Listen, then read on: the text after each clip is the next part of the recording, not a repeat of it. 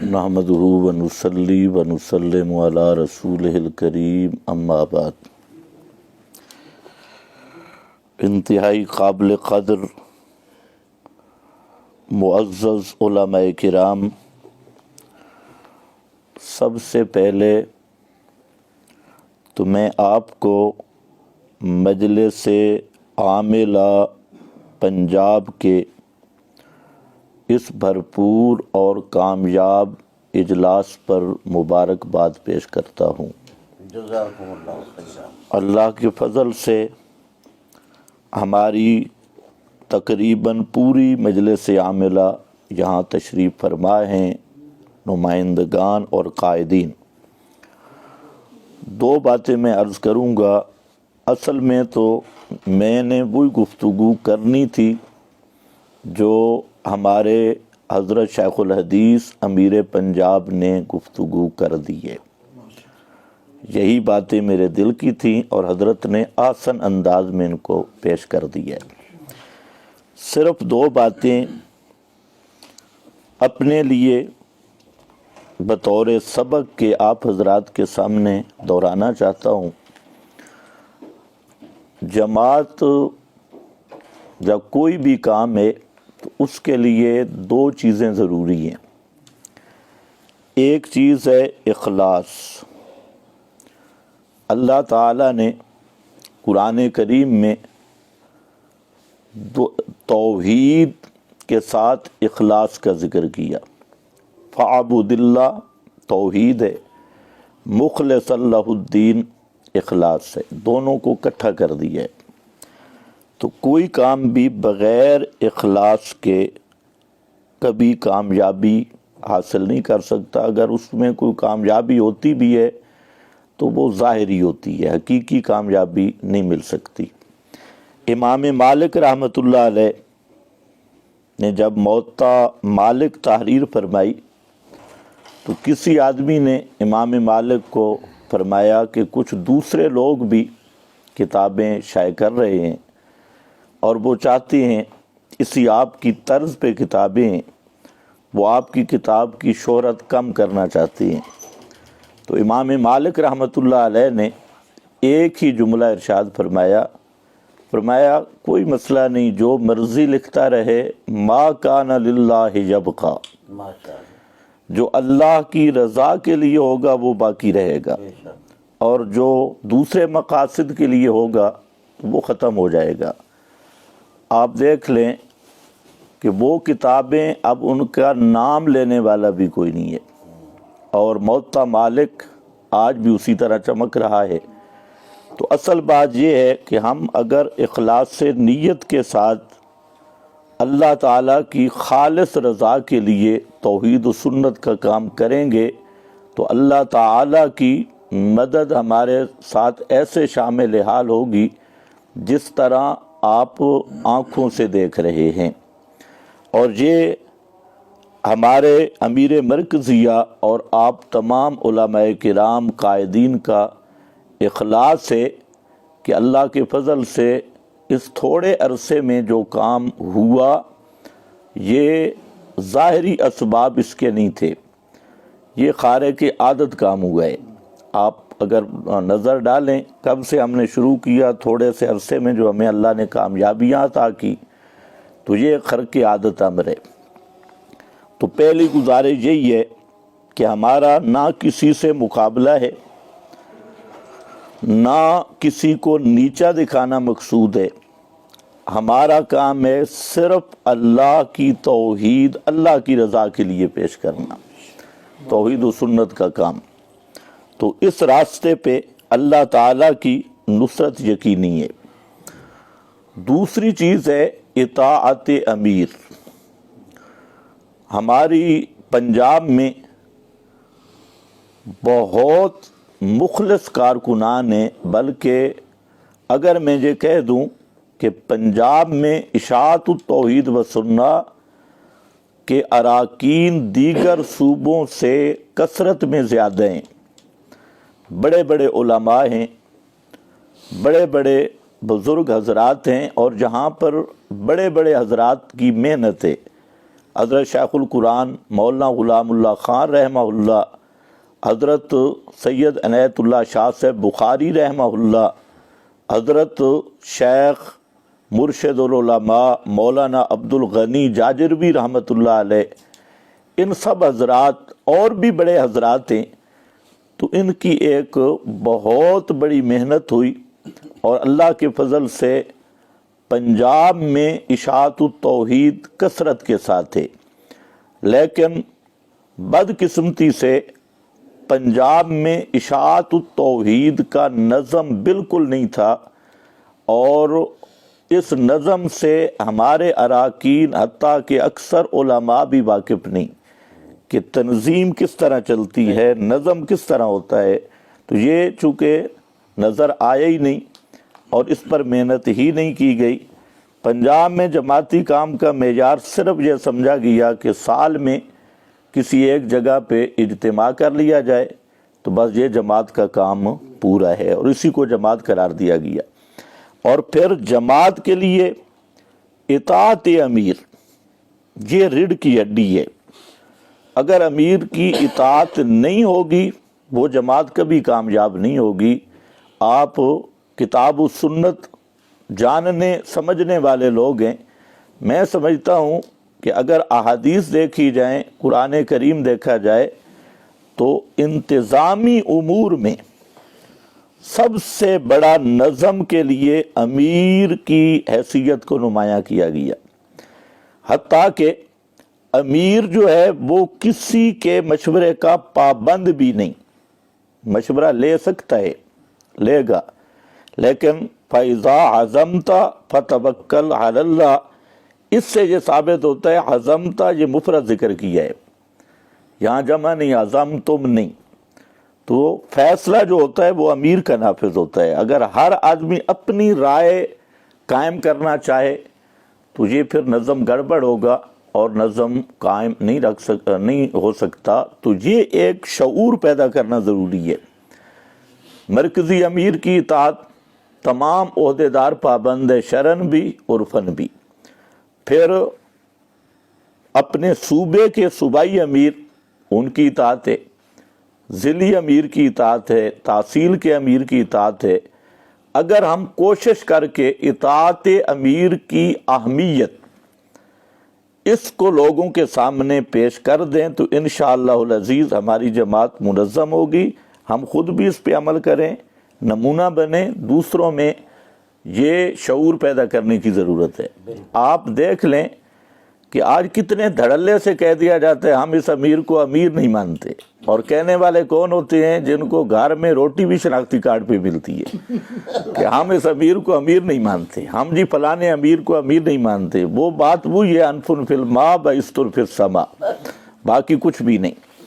اور جو آدمی اس طرح کا ذہن رکھتا ہے تو اس کو شرعن باغی کہا جاتا ہے، وہ جماعت نہیں ہوتی۔ جو اطاعت امیر کا مقابلہ کرنے والا ٹولہ ہے وہ جماعت نہیں کہلاتا، وہ باغی کہلاتی ہیں، اور باغیوں کے احکام کچھ اور ہیں۔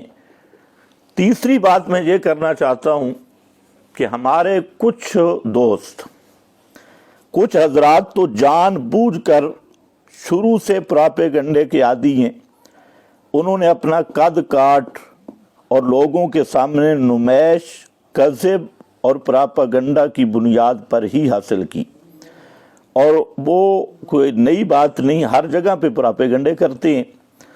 ان میں سے مثلا ایک پراپیگنڈا یہ عوام الناس کے سامنے رکھا گیا کہ یہ جو حضرات ہیں، خصوصاً میرے متعلق، مولانا عصمت اللہ خان صاحب کے متعلق، یہ ایک پراپیگنڈا کرنا شروع کیا کہ ان کے نظریات جو ہیں وہ اکابرین اشاعت التوحید سے الگ ہیں۔ پہلی بات تو یہ ہے کہ جب تک ہمارا وحدت کے ساتھ الحاق نہیں تھا اس وقت تو ہمارے نظریات ٹھیک تھے، اور جب وحدت کے ساتھ الحاق ہو گیا تو اب یکدم ہمارے عقائد بھی باطل ہو گئے، نظریات بھی، اور ارتداد کا حکم بھی لگ گیا۔ تو اس حوالے سے میں لمبی گفتگو نہیں کروں گا، صاف سی بات ہے، جن مسائل کو میں نے پہلے بھی کہا کئی مرتبہ، اور یہ میڈیا پر بات ہے، میں نے کہا کہ آپ بیٹھے ہمارے ساتھ، صرف ایک مسئلہ ہمارا جو اکابرین اشاعت التوحید و سنہ یا اشاعت التوحید کی مقننہ کے فیصلے کے خلاف آپ ثابت کر دیں تو انشاءاللہ جو آپ کہیں گے ہم آپ کی ماننے کے لیے تیار ہیں۔ یہ تو پہلے بھی بات ہو چکی ہے۔ اب میں یہ وضاحت کرنا ضروری سمجھتا ہوں امیر مرکزیہ دامت فجوزہم کی موجودگی میں، کہ یہاں پنجاب میں جو مسائل چھیڑے گئے اور جن کی طرف اشارہ کیا جاتا ہے وہ 4 مسائل ہیں۔ ایک مسئلہ ہے تعویذات کا، ایک مسئلہ ہے دعا بعد الفرائض کا، ایک مسئلہ ہے ذبیحہ کا، اور ایک ہے سحر علی الرسول کا۔ یہ 4 مسائل ہیں جن کو بنیاد بنایا جاتا ہے۔ 2 مسائل جو تعویذات کا مسئلہ ہے اس کا مقننہ نے فیصلہ کر دیا ہے، اور اس فیصلہ میں یہ بھی درج ہے کہ تعویذوں کا کاروبار بنانا، مربجہ تعویذوں کا، یہ جائز نہیں۔ یہ مقننہ کا فیصلہ موجود ہے، لیکن حیرانگی کی بات یہ ہے کہ جو کاروبار بنائے وہ تو دستور کے خلاف نہیں کر رہا، مقننہ کے فیصلے کے خلاف، اور ہمارا تو کوئی اڈا نہیں ہے، کوئی دکان نہیں ہے تعویذوں کی۔ باقی کلمات معصورہ یا قرآنی تعویذات پر کسی نے میں تو خصوصاً آج تک کوئی میرا بیان یہ ثابت نہیں کر سکتا کہ میں نے تکفیر کی ہو یا تفسیق کی ہو۔ نہ تکفیر ہے نہ تفسیق ہے۔ اسی طریقہ سے مولانا عصمت اللہ خان نے بھی اس دن اعلان کیا ہے، پہلے بھی ان کی تقریریں موجود ہیں۔ تو بہرحال ایک مسئلہ یہ مقننہ کا فیصلہ موجود ہے اور ہم اس مقننہ کے فیصلہ کے پابند ہیں، میرے بھی دستخط موجود ہے۔ دوسری بات یہ ہے دعا بعد الفرائض، تو وہاں پر بھی مسئلہ ہے التزام کا، کہ التزاماً جو یہ دعا کرتا ہے، التزام کرنا یہ بدعت ہے، اور وہ بھی فیصلہ کوئی میرا یہ مسئلہ نہیں ہے، یہ مسئلہ بھی مقننہ نے طے کر دیا ہوا ہے، کہ وہاں انہوں نے لکھا ہے کہ نہ سنت ہے نہ مستحب ہے، ساری چیزیں۔ تو بہرحال خلاصہ یہ ہے کہ جو مقننہ نے یہ فیصلہ کیا ہمارا وہی مسئلہ ہے، اور اسی پہ ہمارے دستخط موجود ہے۔ جو 2 مسئلے ہیں، ذبیحہ کا مقننہ کا کوئی فیصلہ نہیں ہوا، اس پہ آج تک نہیں ہوا اشاعت توحید کی مقننہ کا، اور سیر علی الرسول کے متعلق بھی مقننہ کا کوئی فیصلہ نہیں ہوا، دونوں مسائل پہ فیصلہ نہیں ہوا۔ اب الحمدللہ حضرت الامیر نے مقننہ بنا دی ہے دستور کے مطابق، تو ہماری مقننہ میں اس وقت تقریباً 12 افراد موجود ہیں، اس میں ہم یہ مسائل لائیں گے، اور آدمی بھی وہی ہیں جو سابقہ شورا کے ممبر رہے ہیں، کوئی نئے آدمی بھی نہیں۔ تو یہ جو فیصلہ ہوگا حضرت الامیر کے سامنے بھی پیش کریں گے اور حضرات کے سامنے بھی پیش کریں گے، اور ہم ان حضرات کو بھی دعوت دیتے ہیں کہ تم ہماری مقننہ میں آ جاؤ، تم بھی مشورہ دو، باروں بار رہنے کا تو کوئی مطلب نہیں۔ تو بہرحال یہ جو مسائل کی بات ہے تو یہ صرف ایک پراپاگنڈا اور کذب اور جھوٹ پہ مبنی بہتانات ہیں۔ ان کا جواب اتنا کافی ہے جو حضرت الامیر دامت فجوزہم نے بہترین چند جملوں میں دے دیا۔ تو میں حضرت الامیر کو ثالث مانتا ہوں، اور ہمارے بیانات سن کر جو حضرت فیصلہ فرمائیں گے ہمیں علی الراس والعین قبول ہے۔ یہ بڑے ادب سے پوچھنا چاہتا ہوں کہ ایک طرف نظریہ کے تحفظ کو بہانہ بنایا جا رہا ہے، اور دوسری طرف کن لوگوں کو دعوت دی جا رہی ہے، ان سے پوچھو جن کو آپ نے دعوت دی، آپ کا عقیدہ ان سے ملتا ہے، آپ کا نظریہ ان سے ملتا ہے، لوگوں کو کیوں دھوکہ دیتے ہو، عوام الناس کو کیوں دھوکہ دیتے ہو، کہ جن لوگوں کو تم اپنے ساتھ ملانا چاہتے تھے اور تم نے دعوت دی۔ تو میرا سوال ہے کہ کیا تمہارا اور ان کا نظریہ ایک ہے؟ یہ تو سوال کرنا ہمارا حق بنتا ہے. ہاں کیا تو جب تم ان کو دعوت دے رہے ہو جنہوں نے الحمدللہ، ان کو بھی میں خراج تحسین پیش کرتا ہوں کہ اس نے جوتا تمہارے منہ پہ وہاں لگایا ہے، تو یہ حق بنتا تھا. تو ایک طرف تم اتنے گر گئے اور لوگوں کے سامنے جی تحفظ تحفظ تحفظ تحفظ عقائد اور نظریہ اشاعت. ہم الحمدللہ نظریہ اشاعت پہ ہم نے 21 سال پہرا دیا اور انشاءاللہ تا زندگی نظریہ اشاعت پہ پہرا دیں گے. انشاءاللہ. ابھی کچھ ساتھی قلعہ دیدار سنگھ کے آئے تھے، حالانکہ میں نے ان کو دعوت نہیں دی تھی. تو یہ مفتی عثمان صاحب بھی تھے، 19 تاریخ کو وہ آئے، میں بھی تھا.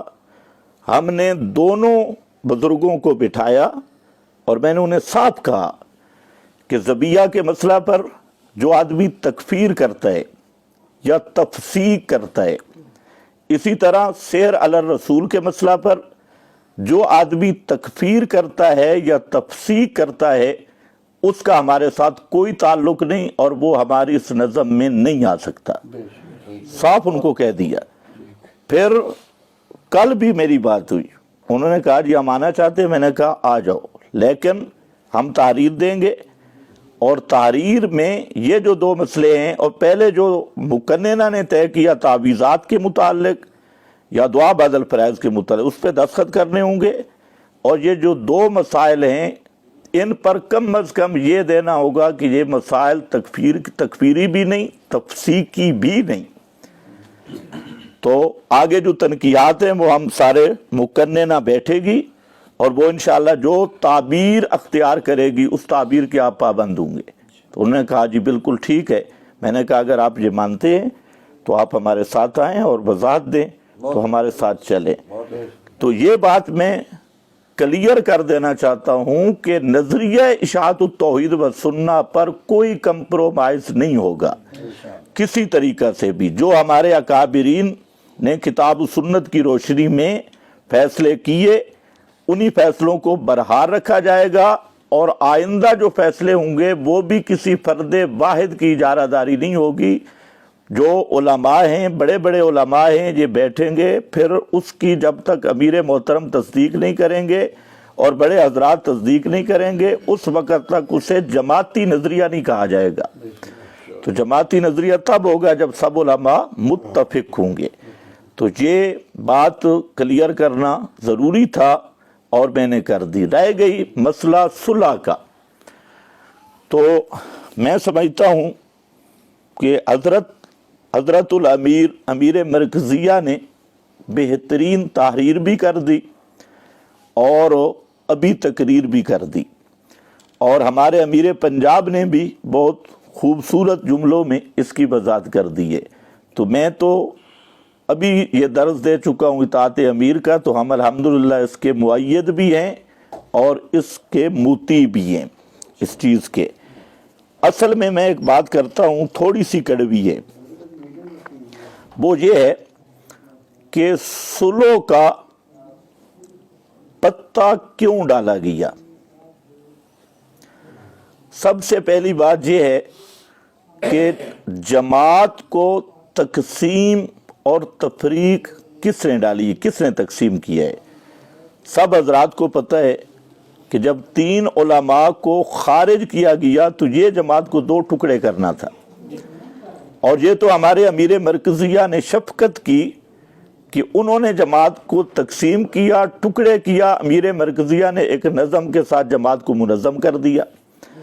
اور اب جب ایک نظم بن چکا ہے، اب چاہیے تو یہ تھا کہ اطاعت امیر میں شرعن بھی عرفن بھی ان حضرات کو اس نظم کو تسلیم کرنا چاہیے تھا. اور ابھی تک تو مرکزی شورا باقی، اس کو تو چھیڑا ہی کسی نے نہیں. نوجوانان توحید و سنت کو کسی نے نہیں چھیڑا. تو مرکزی شورا میں اگر کوئی شکوہ تھا تو حضرت الامیر صاحب کے سامنے پیش کر دیا جاتا. لیکن ان کا جو نظم تھا، ان کا جو ایجنڈا تھا، ایجنڈا اصل جو تھا وہ تو ہو گیا فیل، اس پہ ناکام ہو گئے. اب انہوں نے عوام الناس کو دھوکہ دینے کے لیے صلح کا لفظ استعمال کیا. ہم الحمدللہ صلح کے داعی ہیں، اور اس سے پہلے جماعت میں جو اختلاف تھا اللہ کی توفیق سے وہ صلح کروانے کا مجھے شرف حاصل ہوا۔ اب بھی ہم صلح کے داعی ہیں، اتحاد کے داعی ہیں، لیکن صلح کے لفظ سے دھوکہ نہ دیا جائے، صلح کے لفظ سے لوگوں کو دھوکہ نہ دیا جائے۔ بے شک مطلب اگر صلح کا ہے تو امیر محترم نے اس کی بہترین تجویز دے دی ہے اور ہم اس حق میں ہیں۔ اب جو پتہ ڈالا گیا وہ یہ تھا، 3 مقاصد تھے۔ ایک مقصد تھا جو پنڈی 9 جنوری کو اجلاس ہوا، اس اجلاس کی ناکامی اور بے عزتی پر پردہ ڈالنے کے لیے صلح کا کارڈ استعمال کیا گیا۔ نمبر 2، صلح کا مقصد جو 13 فروری کو گجرات میں اجتماع ہو رہا ہے اس کو کامیاب کرنے کا مقصد تھا، اور یہ آج نہیں ہوا، یہ پہلے بھی جب اجتماع قریب آتا ہے تو صلح کے نعرے لگتے رہتے ہیں، ہمیشہ صلح کی بات ہوتی ہے گجرات والا اجتماع قریب ہو۔ اور تیسرا یہ تھا کہ اب ہم الحمدللہ ہمارے نظم کے ساتھ پورے پنجاب میں، آپ منڈی بہاؤالدین کی پوزیشن دیکھ لیں، حضرات وہاں موجود تھے، اور حضرت فانی صاحب نے محنت کی، مفتی عبدالرؤوف صاحب، سب حضرات، امیر پنجاب سب تھے، تو بہترین نظم بن گیا، اور یہ نظم پورے پنجاب کے لیے ایک نمونہ ہے۔ وہاں پر جو انتخاب ہوا بہترین ساتھیوں کا ہوا۔ اسی طرح ڈیرہ غازی خان کا نظم بن گیا، پنڈی اسلام آباد کا اب نظم بن رہا ہے، اور تمام اضلاع میں یہ نظم شروع ہو گیا۔ اب صلح کا کارڈ استعمال کیا گیا تاکہ لوگ شک میں پڑ جائیں اور لوگ سمجھیں جی یہ تو کوئی آپس میں بڑے مل جائیں گے، ہم کدھر جائیں گے۔ تو اس نظم میں لوگ دھڑا دھڑ آ رہے ہیں، اب بھی آ رہے ہیں۔ انہوں نے یہ کوشش کی کہ لوگوں کو مذبذب کیا جائے، شک میں ڈالا جائے، اور پھر کریڈٹ بھی خود انما نحن مصلحون والا لے لیا جائے، اور یہ سارا۔ تو اصل مقصد صلح کا یہ، اگر صلح دیکھو کرنی ہے تو صلح کرنی کس سے تھی؟ امیر مرکزیہ سے۔ تو پھر پنڈی میں بیٹھنے کا کیا مطلب ہے؟ تم سارے چلے جاؤ پانچ پیر میں، تو پانچ پیر میں حضرت سے جا کے گزارش کرو کہ ہم نے غلطی کی، ہم نے جماعت کو تقسیم کیا، 2 ٹکڑوں میں کیا، تو ہم اس غلطی کا ازالہ چاہتے ہیں، آپ ہماری رہنمائی فرمائیں، تو 2 منٹوں میں صلح ہو سکتی ہے۔ اب کہتے ہیں کوئی حضرت حسن کا کردار ادا کرے، لیکن یہ کہنے والے نہیں سمجھتے کہ حضرت حسن نے کون سا کردار ادا کیا تھا۔ چل کے حضرت معاویہ کے گھر گئے تھے، اور ساری شرائط وغیرہ وہاں مانی حضرت حسن نے، تو اب خود کردار شمر کا ادا کرتے ہیں اور نام لیتے ہیں حضرت حسن کے کردار کا، تو یہ ظاہر بات ہے جب شمری کردار کو چھوڑیں گے تب حضرت حسن کی سیرت اختیار ہو سکتی ہے اور حضرت حسن کا کردار ادا کیا جا سکتا ہے۔ تو بہرحال یہ تو میں نے چند ظرافت کے لیے باتیں کر دی ہیں۔ تو اب یہ ہے کہ امیر محترم نے جو بات کی ہے، ضلعوں کی باڈیاں یہ ضروری ہیں، تحصیلوں کی، اور میں یہ پیش کرنا چاہتا ہوں کہ سب سے پہلے ہمیں ایک اجتماع، جگہ، تاریخ، پنجاب کا اجتماع وہ ابھی متعین کرنی چاہیے، اور اسی کے تحت پھر آگے محنت باڑیاں بھی بنتی جائیں، دعوت بھی اسی سلسلہ میں پھر شروع ہو جائے۔ بآخر اتار